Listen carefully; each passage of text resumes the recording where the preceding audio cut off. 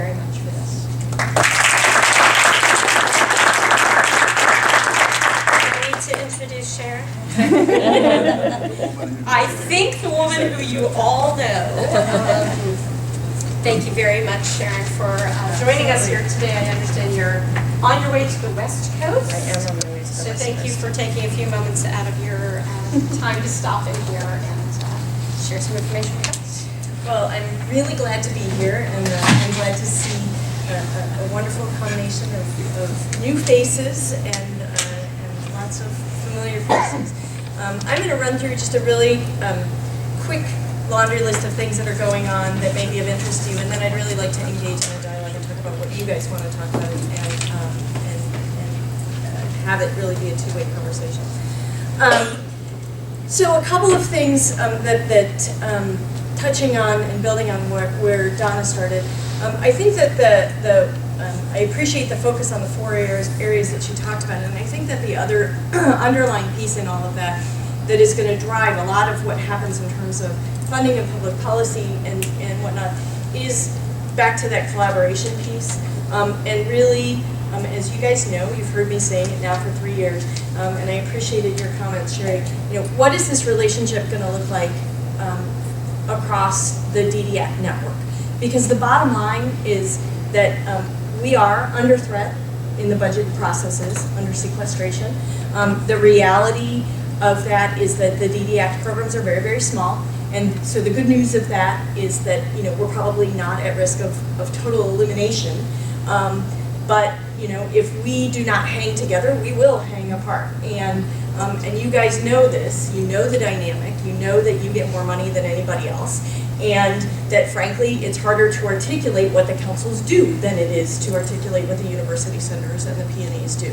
And if the DD councils and the university centers and the PNAs cannot advocate together for the DDAC as a whole, we will not do well. And I will tell you that the councils will lose in that conversation. I mean, I wish it was different, but that's the reality of what we're facing.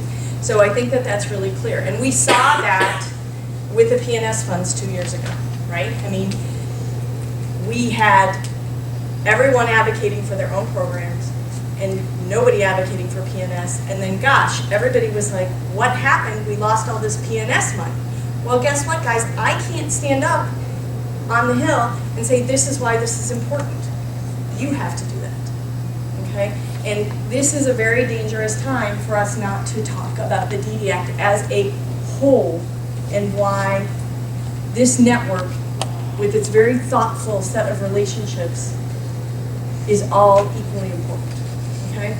So I would add to your four things, that piece of collaboration, both across the DD network as well as more broadly in the coalitions. And I'm so excited that Donna is our new executive director, in that her broad experience both in understanding the DD Council issues and working with the DD network and working with the other groups in Washington, D.C.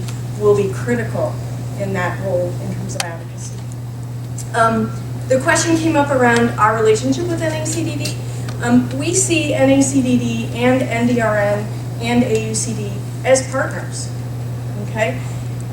The organizations are our technical assistance experts. We at the federal level, working with, and you guys all know this as state agency leads, will always have professional development challenges in terms of the knowledge base that we're able to develop at the federal level.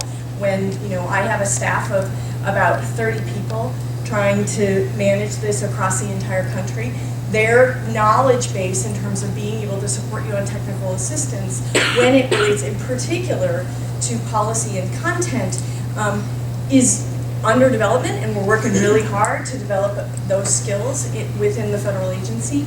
But we are highly dependent upon our three national partners to really support that out in the field. And so when you talk about what is that relationship and who does what, we do consider our national associations partners both as in the case of NACDD, a grantee receiving funds specifically to do that work. I mean, that's where most of the NACDD funding comes from, or a big chunk of the NACDD funding comes from, is that technical assistance contract, or now it's a grant, excuse me. switch my language, but the technical assistance grant that is established as a cooperative agreement so that we can work with, Donna and Hillary and Cheryl on making sure that your needs are met in terms of technical assistance in a variety of ways. So that's how we see that relationship. I meet with Donna and her counterparts, Kurt Decker and George Jessen, on a regular basis, and they help also inform us in when some of our members are struggling. As many of you know, we've suspended the previous administration's approach to the MTARs because it was resoundingly critiqued as not a good use of time, resource, and energy. Westat gave us kind of the final independent evaluation stamp of approval saying this is stupid. So we haven't been doing that. We have staff working on a new set of processes around how are we going to, at the federal level, do oversight and monitoring and technical assistance, and separating those things a little bit. Because one of the problems with MTARS is that while theoretically it was supposed to be about, we'll come in and help you figure out what's going wrong, and then help you immediately with it, you guys all know how well that worked out. So we're rethinking that, and we've really been doing targeted technical assistance and site visits, and some of you know that because we've shown up on your doorstep, and some of you may know that because we've showed up on the doorstep of one of your partner agencies, and that's where we have done the work. And so if you are feeling like you need that support, we are asking you to come to us. We don't know what's going on in your states, and frankly, I don't know that we're going to know by showing up and spending a week there and having you guys jump through all kinds of hoops to put on a dog and pony show for us. What I know is that when I get 50 emails from families or self-advocates from a particular state saying, this is what's going on with our council, can you help? I talk to Cheryl, I talk to our project officers, we begin to figure that out, and sometimes that results in some quality time with me and some of you. And so that's really the approach that we're taking in that, so that I hope that encapsulates that question around the relationship with NACDD. To big picture issues. Okay, so sequestration, you guys all have read the news. I don't have any news beyond what's in the news, okay? The agencies have all been put on alert by OMB. We are all prepared to basically cut everybody by 8.25%, and that's what would happen, and that would be effective back to October 1 of this year. So it's not 8.25 moving forward. Remember, it's for this full fiscal year. So it would really look like a 16% cut in the second half of the year. So you should be thinking about that. And beyond that, I don't have additional guidance. I mean, that is where we are. This is totally in the hands of Congress. You've heard the president say it. He does not think that this is, the way that we should be balancing the budget, but we currently have a law. And right now, as a federal agency, we're going to have to follow that law absent congressional action. I think that we are more optimistic that there will be congressional action now that we've had an election. And the noises that are coming out of both sides of the aisle have been a little more conciliatory, and I don't think anybody wants to see us drive off this cliff and end up in a recession. But should it happen, I want to be really clear, I have no authorities. I have no discretion. The law is very clear. Everybody takes a hit, and that's how it goes, okay? So it's not like you can say, gosh, I'm a minimum allotment state, this is going to do this and this and this to me. I can't, I will have no discretion. There will be no discretion, okay? So that's how this plays. We have a continuing resolution that's in place until March 27th. You guys all got your allocations. I hope that you noticed that you got them pretty quickly this year. Yes. The benefit of being in the ACL. We, despite the poor ACL grant staff going, this formula is what?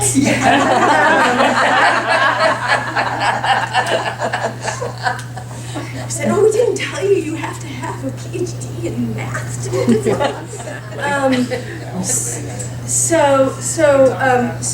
Our commitment is to continue to support and serve you as well, and hopefully better under the administration for community living. But these issues around the budget are out of our control. These are issues that are residing in Congress, and it's unclear what's going to happen. And as scary as it is for the DD network, to Donna's point, I am far more worried about the conversations about the meaningful programs that serve the people that we are there to represent in terms of, in particular, Medicaid. I think that Social Security will take care of itself in terms of the advocacy and what will happen there, and the impact on in terms of Social Security are of less of a concern than what will happen with Medicaid. I think that the president has been very clear in that he sees Medicaid not only as a program for children and people living in poverty, but as a program for families of kids with disabilities. And he said that in the East Room less than a week ago in his press comments about sequestration and the budget cliff and protecting Medicaid. So I think that the administration's commitment to protecting Medicaid is very strong. But again, this is action on the Hill. And there are going to be a tough set of compromises made in order to get through this process. So we will continue to work with NACDD and other folks to try and get information out as quickly as we can. And this will play out. This will be a state-by-state game. I mean, you guys know this when we talk about the Affordable Care Act. It's very, very hard to say, this is what it looks like for people with disabilities, because Medicaid and Medicaid policy and Medicaid services are going to be determined at the state level, probably even more now than ever. So that's kind of where we are. We're in the FY14 budget process. I can't share anything with you, but to tell you, and hopefully this will give you the information that you're seeking, that this year for AIDD, our process was incredibly different than it had been in our prior operating division. Being within the Administration for Community Living and in an operating division that is a secretary's priority meant that we were actually at the budget table with the Secretary's Council making decisions for all of HHS, whereas in the past, being part of the Administration for Children and Families and being a very small part of the Administration for Children and Families, we weren't even invited into the conversation. It was kind of like, here's your budget, deal with it. And this year we actually made a presentation at the Secretary's Budget Council, talked about why community living issues are important, talked about why this new operating division is important, and there is a very strong commitment on the part of the Secretary and OMB to ensure that this new operating division and all of its included programs do well in the FY14 budget. Beyond that, I can't really tell you anything else. But it was process-wise very, very different than what we've experienced in the past. Which I can talk about it now, but some of you may know it has included circumstances where the DD councils were completely eliminated. So that is, I don't think, on the horizon this year. But so that's the good news. The good news is that this reorganization and our engagement and the Secretary's commitment is very, very strong. A couple of other things related to budget that are more administrative, but just kind of raising it up now so that when it hits you later, nobody's surprised. Under the executive orders that the president issued last year, and because of things like the fabulous GSA incident, there is an increased interest in transparency related to conference and travel spending.